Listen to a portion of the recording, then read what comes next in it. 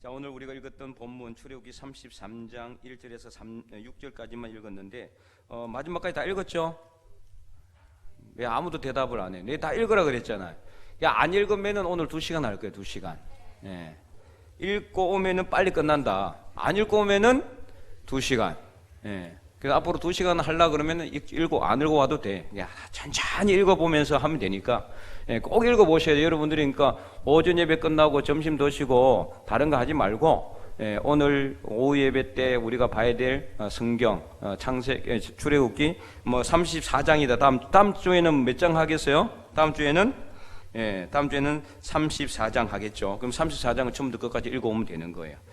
자, 그래서 이제 신의 산을 이제 떠나라고 오늘 말씀하시는데 제목은 약속의 땅으로 올라가랍니다. 약속의 땅으로 올라가라. 그래서 이제 1절에서 6절까지 신의 산을 떠나라고 명령하시는데 PPT를 띄워주시기 바랍니다.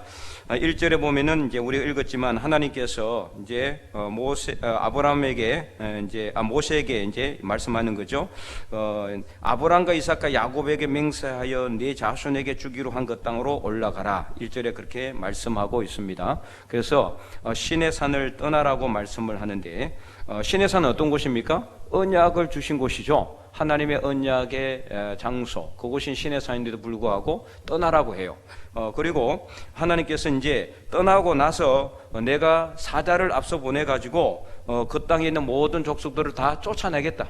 예, 쫓아내. 그래서 2절 우리가 읽은 대로 가나안 사람과 아모리 사람과 헷 사람과 브리스 사람과 히위 사람과 여부수 사람들을 다 쫓아내고 3절에 너희를 젖과 꿀이 흐르는 땅으로 인도해 주겠다. 그런데 뭐라고 말씀하고 있습니까?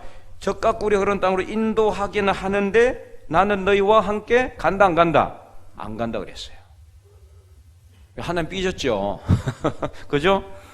지금 이스라엘 백성들이 그 엄청난 놀라운 애굽에서 10가지 재앙을 기적을 하나님의 기적의 역사를 보고 홍해가 갈라진 역사를 보고 강야에서 만나를 주시고 또 이 반석에서 물을 내게 하셔서 이게 다 백성들을 인도하신 하나님의 그 놀라운 역사를 보고서도 40일 동안 하나님이 보이지 않는다고 해서 신을 딱 만들어 가지고 금송아지 앞에서 뛰어놀면서 춤추는 이 백성들이 정말 하나님이 얼마나 이렇게 정말 미웠겠어요.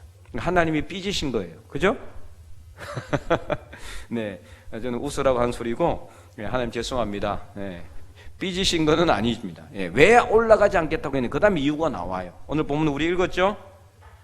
자, 3절 말씀 후반절에 3절을 한 번 더 읽어볼까요? 3절 시작. 너희를 젖과 꿀이 흐르는 땅에 이르게 하려니와 나는 너희와 함께 올라가지 아니하리니 너희는 목이 곧은 백성인즉 내가 길에서 너희를 진멸할까 염려함이니라 하시니.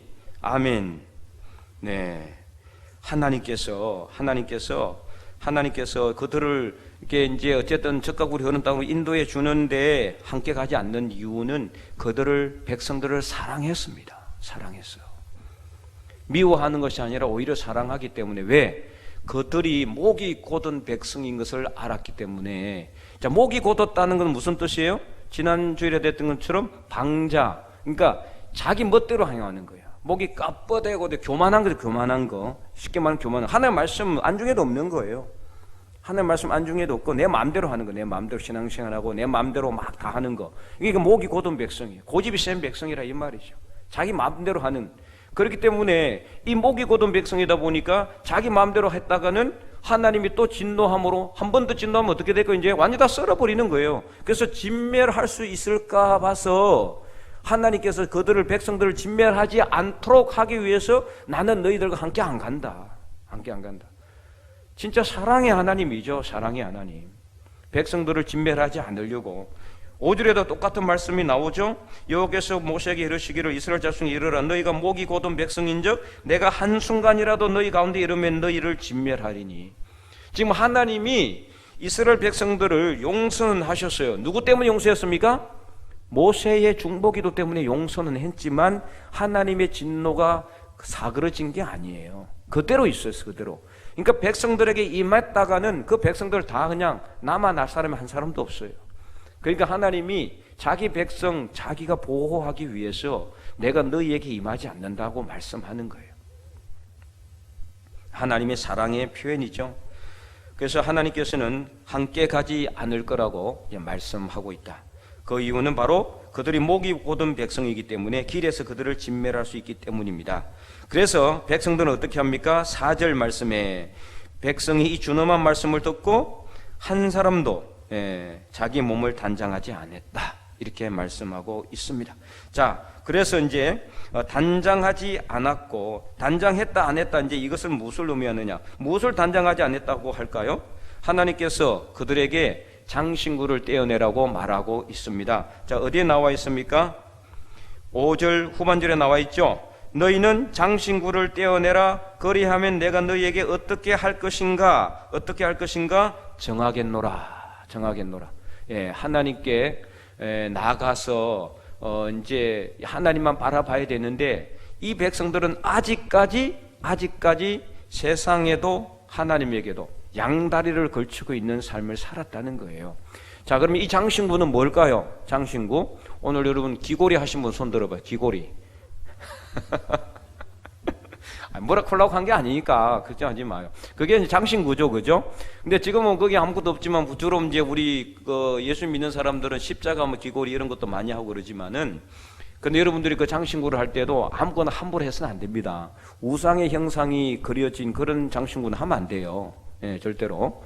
가급적이면은 십자가 모양을 하든지 형상이 없는 걸 해야 되죠. 당시에는 뭐 어떻게 했느냐? 이 장신구에 귀골이나 팔찌나 목걸이나 이런 데 다 뭐가 있었어요? 우상의 형상이 그려져 있었어요. 그래서 그걸 보면서 늘 우상만 생각하는 거예요. 우상을.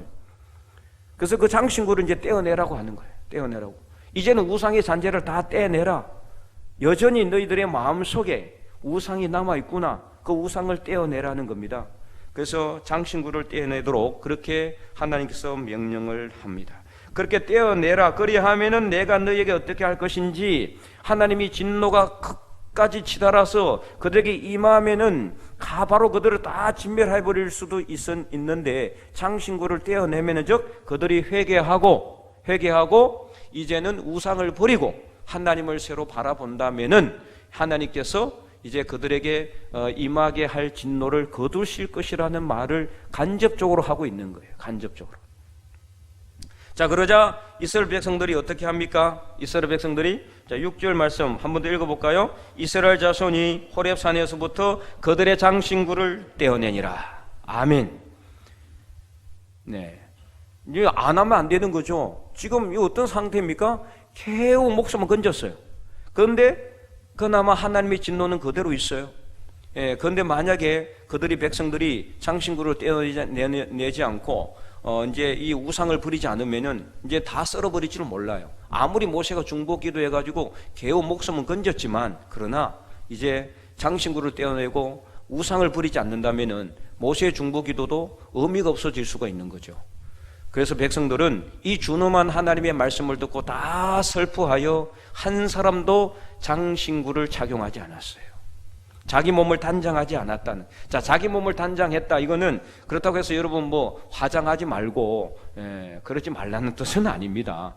여기서 말하는 이제 자기를 단장하지 않았다는 거는, 그 당시에는 아까도 얘기했지만 자기를 단장하는 게 자기 몸을 뭐로? 우상의 모습을 형상을 한 것으로 다 치장을 하는 거예요. 우상의 모습을 한 것 다 치장을. 심지어 머리나 이런 몸에도 이게 막 태양 그 모습을 신을 막 그리고 막 그랬대요. 태양 모습을 동그랗게 돼가지고 이런 것들도 그리고 그런 걸 자기 몸을 단장하는 걸로 생각하는 거예요. 이게 왜냐하면은 워낙 그 중동 지역에 고대 근동 지역에는 우상이 너무나 강했기 때문에 그냥 우상이 생활화되어 있어요. 이 우상인지 아닌지도 모르고 그냥 생활을 하고 있는 사람들도 많았다는 거예요. 이게 모든 우상의 잔재를 다 떼어내야 되는데 너무나 많아 우상들이. 그래서 하나님께서는 철저하게 우상을 멀리 하시는 분이시고 우상을 싫어하기 때문에 이것을 말씀하고 있는 겁니다. 장신구를 다 떼어낸 겁니다. 그래서 오늘 우리에게 하나님께서 약속한 이제 땅. 자, 그래서 이제 아까 33장 1절에 보니까 하나님께서 이삭과 야곱과에게 맹세해 준 땅으로 올라가라 그러죠, 그죠? 올라가라고 했는데 그 땅은 어딜까요? 그러면은 가나안 땅이죠, 그죠? 가나안 땅. 자, 이제 이걸 보면은 뭐가 생각이 납니까?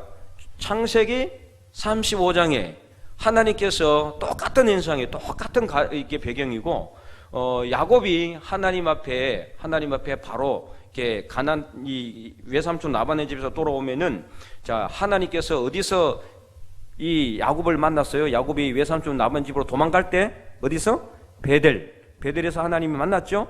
하나님께서 약속합니다. 내가 너와 함께 하겠다. 내가 나를 잘 섬기고 나를 떠나지 않고 내 말씀에 순종하면은 내가 너를 지키고 내 아버지 집으로 돌아올 때까지 너를 다 지켜주고 보호해 줄 것이고 내가 너를 떠나지 않겠다고 약속을 했어요. 그러자 야곱이 일어나서 야, 이곳은 하나님의 집이로구나 해서 벳엘이라고 이름을 지었어요. 벳엘이 하나님의 집이라는 뜻이에요. 그래서 거기에 기름을 붓고 그 베개로 했던 돌을 갖다가 단을 쌓아서 거기서 예배를 드리면서 하나님께 뭐 했어요? 서원 기도를 합니다. 서원 기도. 하나님이 진짜 나를 지키시고 평안히 내 집으로 돌아오게 해주시면, 아버지 집으로 돌아오게 해주시면은 이곳이 하나님의 집이 될 것이고, 내가 10분의 1을 11조를 하나님께 잘 바치겠습니다. 그래 놓고는 나중에 어떻게 했어요? 돌아와가지고 베델로 올라가서 안 올라갔어요. 올라가지 않았고 세겜 땅에 머물렀죠.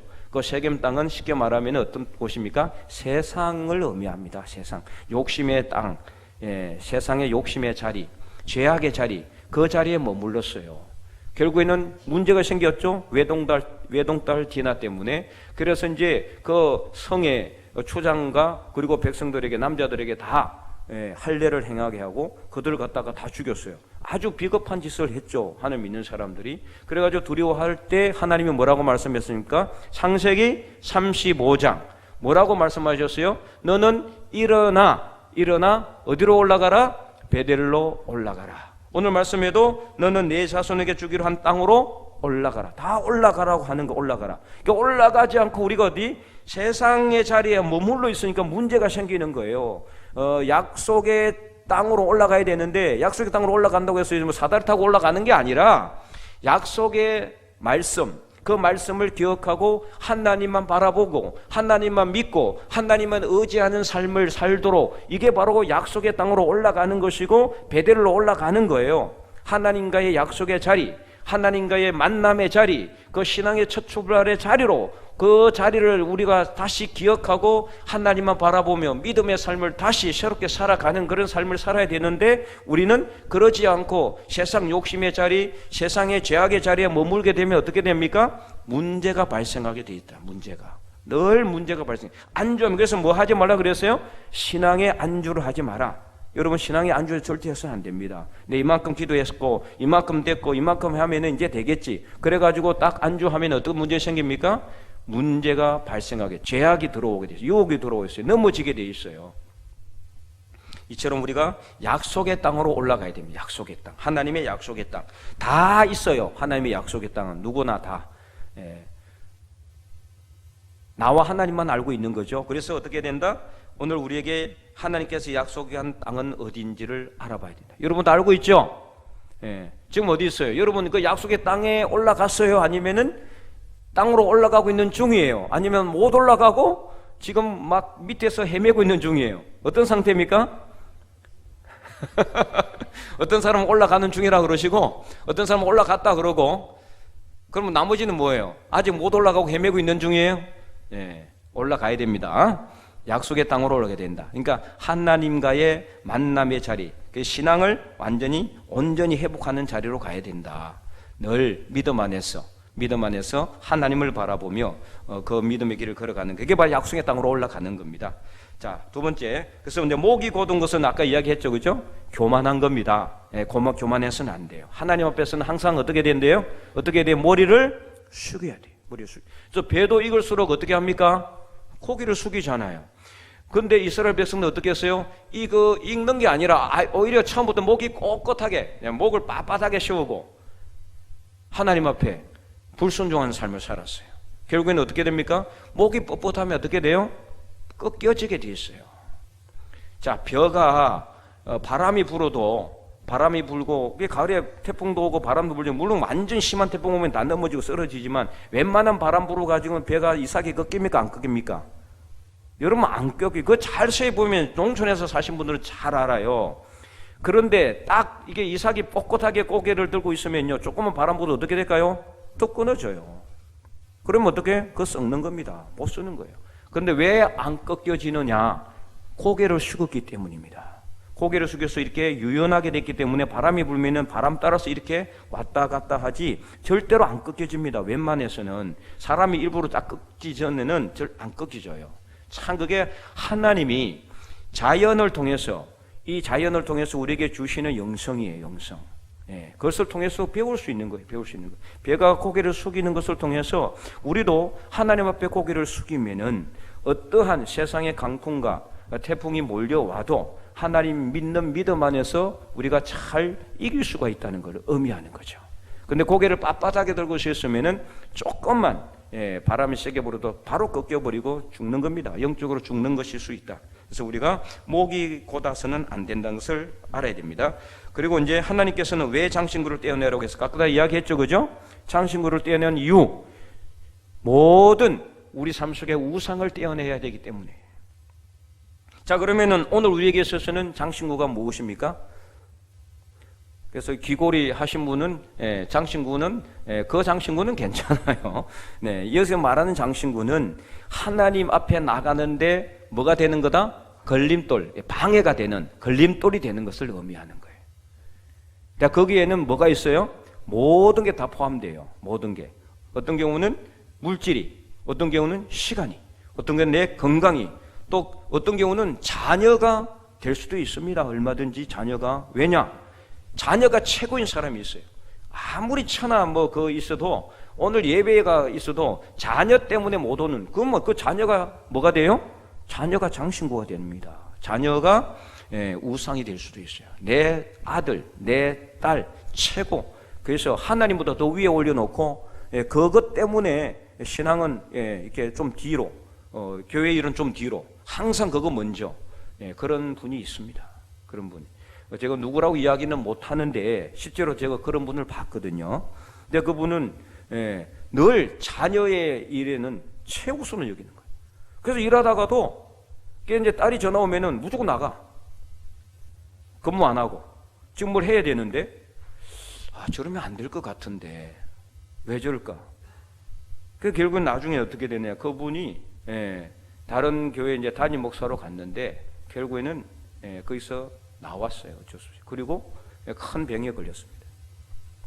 중환병에 걸려가지고 결국엔 그 교회도 떠나고 지금 목회 안 합니다. 참 안타까운 일이죠. 안타까운 일이에요. 하나님을 중요시 여겼으면은, 하나님을 최우선 여겼으면은 그런 길을 가지는 않았을 텐데, 그런 안타까움이 있죠. 우리 그분뿐입니까? 우리 다 마찬가지예요. 다 마찬가지. 하나님을 최우선으로 여겨야 돼요. 자녀는 하나님이 우리에게 주신 선물이지 자녀를 주인으로 삼으라고 하나님께서 우리에게 주신 게 아니에요. 그렇다고 종으로 여겨서도 안 됩니다.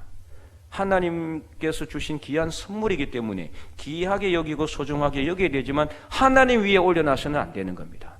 자녀뿐만 아니라 돈도 그렇습니다. 물질도 그렇고 내 삶의 모든 것들이 다 하나님 위에 있어서는 절대로 안 된다. 하나님은 그거 정말 싫어합니다.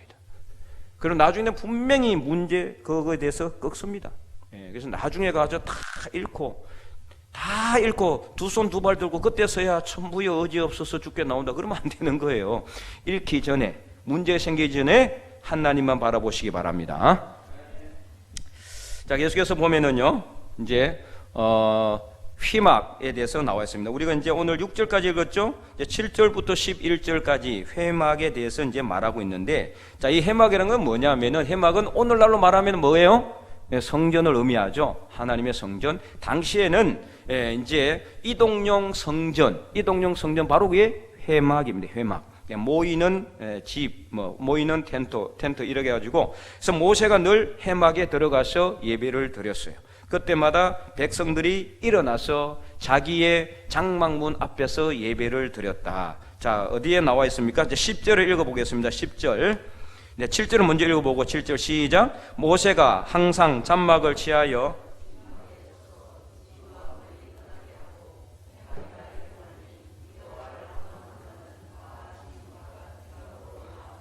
여호와를 앙망하는 자, 다 어디로 간다? 회막으로 간다. 오늘 우리가 하나님을 앙망하는 자는 어디로 나와야 됩니까? 교회 예배당에 나와서 예배 드려야 되는 거예요. 그리고 이제 10절 말씀 읽어볼까요? 시작. 모든 백성이 다 일어나 각기 장막문에 서서 예배하며, 이 예배 드리는 거예요. 예배 드리는 거죠. 그리고 이제 11절에 사람이 자기의 친구와 이야기함 같이 여호와께서는 모세와, 이게 해막에서 하나님께서 모세와 대면하여 말씀하셨어요. 그러니까 하나님과 대면해가지고 산 사람은 오직 누구밖에 없다? 모세 한 사람밖에 없어요. 모세 한 사람. 나머지는 다 죽는 거예요. 친구처럼 여겼다고 했어요. 모세를 친구처럼. 그래서 모세와 대면하여 말씀하시며 모세는 진으로 돌아오나 눈의 아들 젊은 수종자 여호수아는 해막을 떠나지 않았다. 그래서 이제 해막을 떠나지 않는 삶. 그렇다고 해서 뭐 제가 여러분에게 해막을 떠나지 말라, 성전 떠나지 말라고 할 수는 없습니다. 여기 살 수는 없잖아요, 그죠? 여기서 해막을 떠나지 않는 것은 뭘 의미하느냐? 누구를 떠나지 않는 거다? 하나님을 떠나지 않는 삶이다. 하나님을 떠나지 않는 삶. 하나님을 떠나서는 살 수가 없는 거예요. 육신적으로 살 수는 있을지 모르지만 영적으로는 죽는 삶이다. 그래서 이제 우리가 해막은 오늘날 뭐가 같습니까? 성전과 같다. 하나님의 성전, 그리고 하나님과 동일하다. 또 예수 그리스도를 상징하는 거죠. 예수 그리스도를 상징하는 것이 바로 해막입니다. 자, 구름 기둥이 해막문에 선 것은 어떤 의미일까? 그것은 바로 하나님의 임재를 의미한다. 그 언제 구름 기둥이 서 있다 그랬어요? 모세가 해막에 들어갈 때. 다시 말해서 오늘 우리가 하나님의 성전에 들어올 때, 하나님을 바라볼 때, 예배를 드릴 때 누가 임재하신다? 하나님이 임재하신다. 하나님이 임재하신다. 그리고 해막을 떠나지 않는 여호수아를 우리가 생각해 봐야 됩니다. 아까도 얘기했지만, 방금 얘기했지만은 우리가 정말 이 눈의 아들, 눈은 이 눈 내린 눈이 아니고 사람 이름입니다. 자꾸 눈의 아들 그러니까 여호수아의 아버지 이름이 눈입니다. 눈인데. 그래서 여호수아, 젊은 수종자 여호수아 늘 모세 곁에서 모세를 지켰어요. 그래서 나중에 누가 후계자가 됩니까? 여호수아가 이제 모세의 후계자가 됩니다. 그래서 이스라엘의 영적 2대 지도자가 된 거죠. 이도 큰 영적인 복입니다. 그죠? 하나님의 위대한 지도자가 된다는 것. 어떻기 때문에? 해막을 떠나지 않았기 때문이다. 오늘 여러분은 마찬가지입니다. 하나님을 떠나지 않는 삶, 그 삶을 사는 사람에게 하나님께서는 어떤 복을 준다? 영적인 복을 주는 겁니다. 아무도 가질 수 없는 엄청난 놀라운 영적인 복을 준다. 여러분, 이 세상의 모든 물질적인 복 이런 거 다 가지고 싶어요? 물론 주면 좋죠. 하면 없다고 해서 우리가 굶어 죽는 것도 아니에요. 더 중요한 건 뭡니까? 이 세상의 물질의 복이 아니라 영적인 복을 사모하셔야 돼요. 영적인 복. 이게 있으면은요, 다른 거는 다 게임 끝이에요. 다른 거는 안 줘도 상관없고, 이게 있으면은 다른 거는 그냥 덤으로 오게 돼 있어요. 덤으로. 그렇기 때문에 여러분, 영적인 복을 사모하시기 바랍니다. 그래서 해막을 떠나지 않는 삶을 살 수 있기를 바랍니다. 계속해서 이제 세 번째, 모세의 이제 세 번째 중보 기도가 12절부터 나옵니다. 12절부터 23절까지. 모세가 이제 지금 금송아지 사건 때문에 총 몇 번 중보기도 하느냐? 3번을 중보기도를 합니다. 첫 번째, 하나님, 신의 산에서 하나님께 막 기도해요. 백성을 죽인다고 그러니까. 그리고 또 내려와가지고 하나님께 또 두 번째 중보기도 하죠. 그때 모세가 뭐라고 했습니까? 지난 주일에 했죠. 만약에 이 백성들을 용서하지 않을 것이라면은 하나님의 책에서 내 이름을 지워버려 주시옵소서. 목숨을 걸고 하나님께 중보기도했고, 오늘은 또 세 번째 하나님께 모세가 중보기도합니다. 12절부터. 자, 12절 한번 읽어보시기 바랍니다. 12절 시작. 모세가 여호와께 아뢰되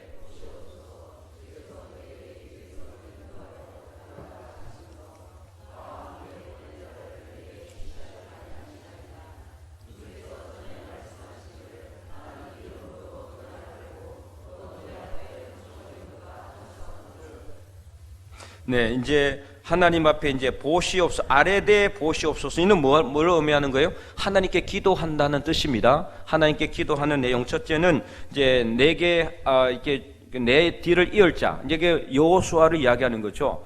이제 그 모세가 지명할 수가 없으니까 하나님이 나중에 여호수아를 지명해 줘요. 그다음에 13절에 또 이제 모세가 기도하는 내용이 뭐냐면은 참으로 주의 목전에 은총을 내가 입었사오면은 주의 길을 내게 보이사. 자, 13절도 한번 읽어보겠습니다. 시작. 내가 참으로 주의 목전에 은총을 입어사오면 원하건대 주의 길을 내게 보이사 내게 주를 알리시고 나로 주의 목전에 은총을 입게 하시며 이 족속을 주의 백성으로 여기소서. 아멘. 이 백성을 주의 백성으로 여기셔서 살려달라는 거죠.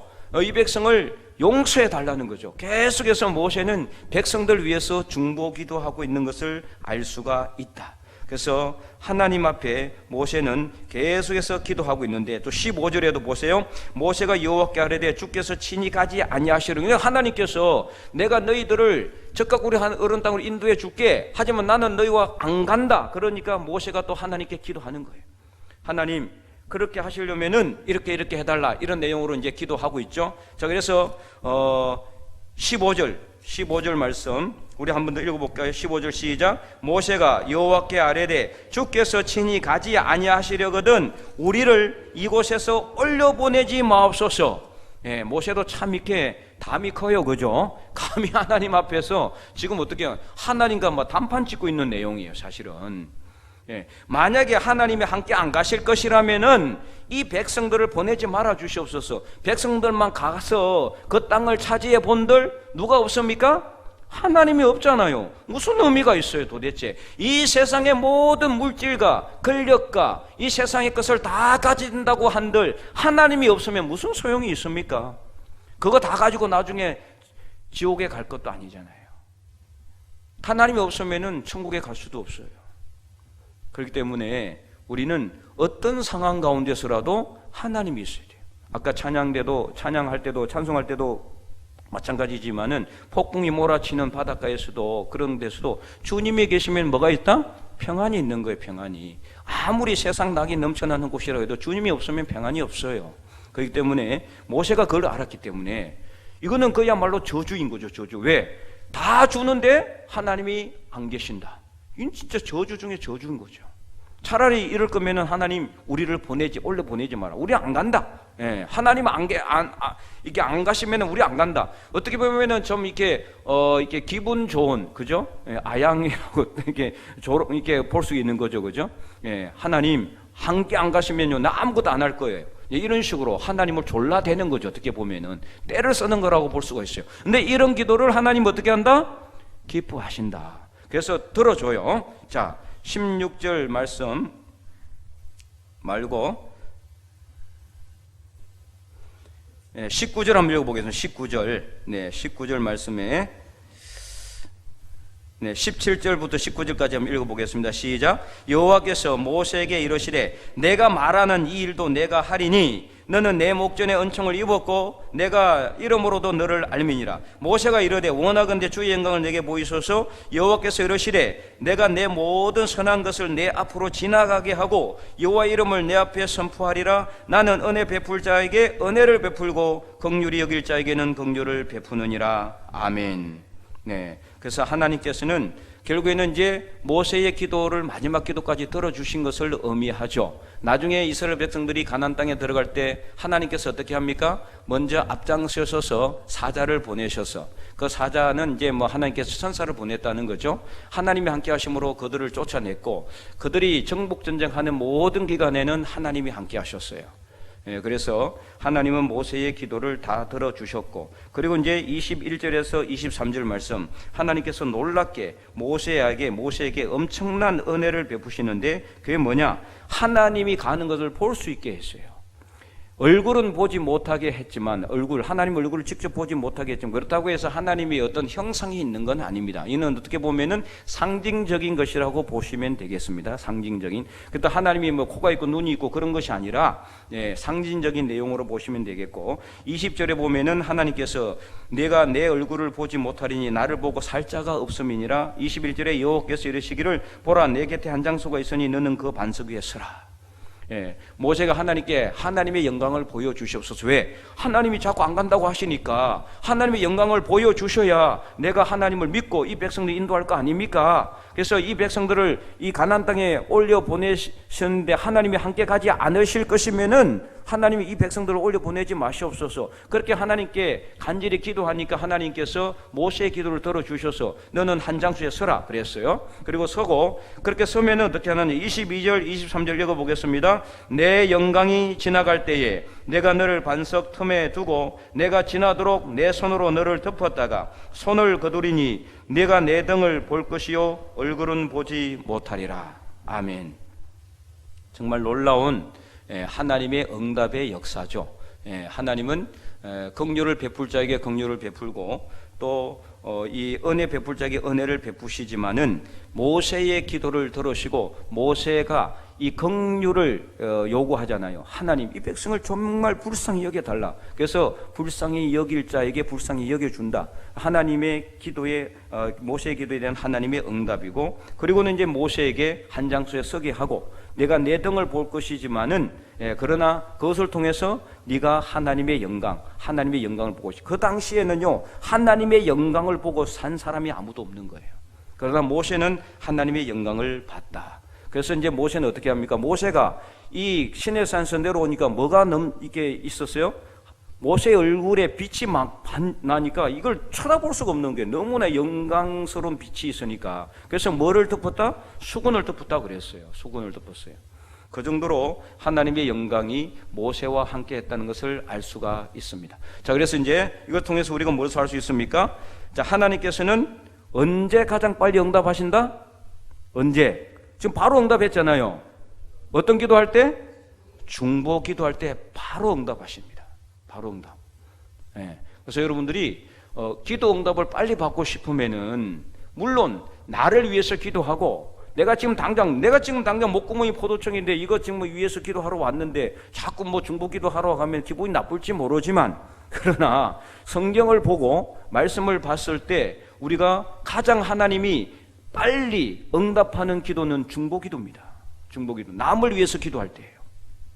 그래서 항상 하나님 우리에게 어떤 삶을 살라 하느냐? 이타적인 삶을 살라고 요구해요. 이기적인 삶이 아니라 이타적인 삶을 살도록 남을 위해서 기도하고 다른 사람을 위해서 기도하고 나라와 민족을 위해서 기도하고 이 세상의 평화와 공의와 정의를 위해서 기도할 때 하나님이 빨리 응답하신다. 누가 아플 때 그 사람 위해서 간절하게 기도하십시오. 하나님이 그 기도도 들어주시고 여러분의 삶의 자리에 필요한 것도 하나님께서 분명히 덤으로 응답해 주실 줄로 믿으시기 바랍니다. 그래서 내 기도의 응답을 빨리 받는 비결은 뭐예요? 주야청청 내 기도만 할 것이 아니라 내 기도만 할 것이 아니라 조금만 뒤로 물러서서 남을 위해서 먼저 기도를 해보세요. 그러면 나를 위해서 기도하는 건 까먹어도 하나님은 내게 필요한 것을 다 알고 있기 때문에 남을 위해 기도한 그 기도의 통로를 통해서 나에게 필요한 것도 채워주시는 겁니다. 그런데 여러분이 어떻습니까? 경험을 통해서 분명히 알 수가 있어요. 성경에도 그런 내용이 다 나와 있고, 그래서 우리가 가장 기도 응답 빠른 경우는 중보기도다. 중보기도. 그래서 여러분 기도의 자리에 먼저 나를 위한 기도는 조금 뒤로, 그래 하지 말라는 건 아닙니다. 전혀 하지 말라는 소리는 아니니까 조금 뒤로, 그리고 먼저 남을 위해서 중보기도를 먼저 하시기 바랍니다. 중보기도. 우리 교회를 위해서, 우리 교회 학교를 위해서, 또 우리 새가족들을 위해서, 또 저를 위해서도 기도해 주시고 주변의 한우들 위해서 기도하시고 우리 기관과 부서들 위해서 기도하면은 그 기도 제목 위에 하나님께서 우리 모든 개인적 기도 제목도 응답해 주시는 거예요. 자, 그래서 이제 두 번째, 그러면은 이제 모세 중보 기도와 하나님의 응답의 과정에서 하나님은 어떤 분이심을 알 수가 있느냐? 여기서 우리가 간접적으로 알 수 있는 내용이 딱 하나 있어요. 그건 뭐냐? 바로 하나님은 인격적인 신분이다. 이걸 알 수가 있어요. 자, 지금 모세가 하나님 앞에 어떻게 보면은 좀 이 상당히 따지는 듯이 계속해서, 그죠? 그렇게 하고 있죠. 어떻게 보면은 당돌하죠. 당돌해. 상당히 당돌하게, 야, 이래가지고 이러다 잘못하면 그냥 하나님이 그냥 어떻게 이놈이 그냥 교만하게 이럴 수 있잖아요. 그런데 그렇지 않아요. 하나님이 일일이 모세가 묻는 말에 다 대답을 하십니다. 하나님이 이런 분이에요. 그러니까 우리가 기도할 때 어떻게 하신다? 하나님이 응답하려고 기다리는데 우리는 기도해놓고 이상 끝. 예, 저는 이제 갑니다 집에. 그러면 하나님이 황당한 거죠, 그죠? 대답하려고 기다리고 계시는데, 응답하려고 기다리고 계시는데, 우리는 우리 기도만 다 하고 끝내버리면 안 되는 거예요. 우리가 마음속으로 들어오는 하나님의 응답의 음성, 하나님의 음성을 들어줘야 돼요. 자, 그거는 우리 심령 안으로 들어오기 때문에 많이 기도해 본 사람은 알 수가 있습니다. 기도하면은 하나님이 내 마음속으로 분명히 속삭이는 하나님의 음성이 있다. 그것은 자꾸 훈련해야 됩니다. 어디 해보니까 안 되던데요. 아무 소리도 안 들리던데요. 예. 그렇게 하면 안 됩니다. 또 하고 계속해서 그렇게 기도함으로써 훈련이 돼야 돼요. 훈련이. 그러면은 내가 하나님께 묻고 하나님 내게 대답하시고, 또 내가 하나님께 질문하고 하나님 내게 말씀하시고, 이렇게 이게 이루어지게 돼요. 그러면은 이제 제대로 된 통로, 기도의 통로가 이루어지는 거죠. 우리는 어떻게 하느냐? 우리 주로 일방적으로 하나님께 다다다다다다 아뢰기만 하고 끝내요. 그죠? 예, 그리고 이제 응답 하나 안 하나 한번 두고 보자 이러면서 이러면 안 되는 거예요. 하나님이 무슨 말씀을 하실지는 기다려보지도 않고 들어보려고 하지도 않고 내가 필요한 것만 작게 일률적으로 쫙 열거하고 끝내버리면 안 돼요. 그래서 늘 하나님의 음성을 들으려고 하시기 바랍니다. 그거는 기도를 많이 해볼 수밖에 없는 거예요. 기도하면 기도 훈련을 통해서 자기가 스스로 터득하는 길 말고는 다른 길이 없어요. 이는 뭐 가르쳐 줄 수도 없는 거예요. 이걸 어떻게 가르쳐 주겠어요? 그냥 계속해서 기도하고 또 기도하고 또 기도하고 훈련해서 반복해야 되는 거예요. 처소에서 멀리 있는 분은 성전에 나오기 힘들면은 그 처소에서 앉아서 그 자리에서 계속 기도하면 됩니다. 묵상하면서. 그리고 이제 가장 빠른 또 기도의 응답의 통로는 뭐다? 말씀이다. 말씀을 읽고 말씀을 통해서 내가 기도하면서 또 말씀을 통해서 응답을 받기도 해요.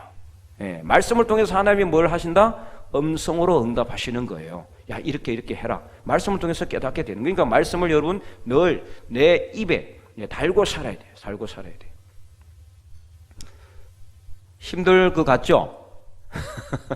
그러니까 어떻게 해야 돼요? 성경 읽기 많이 해야 되는 거예요. 성경 읽기 쓰기를 안 하면 안 되는 겁니다. 자, 우리 말씀을 통해 주시는 교훈, 오늘 2시간 하려고 그랬는데 안 읽어온 것 같아가지고 어떻게 하다 보니까 빨리 끝나게 되네요.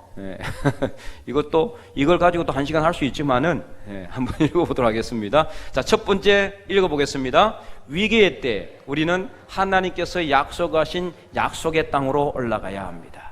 그죠? 늘 약속의 땅, 그 땅이 있어요. 그 자리로 올라가야 된다. 신앙을 회복해야 된다, 이 말입니다. 회개하고. 자, 두 번째 읽어보겠습니다.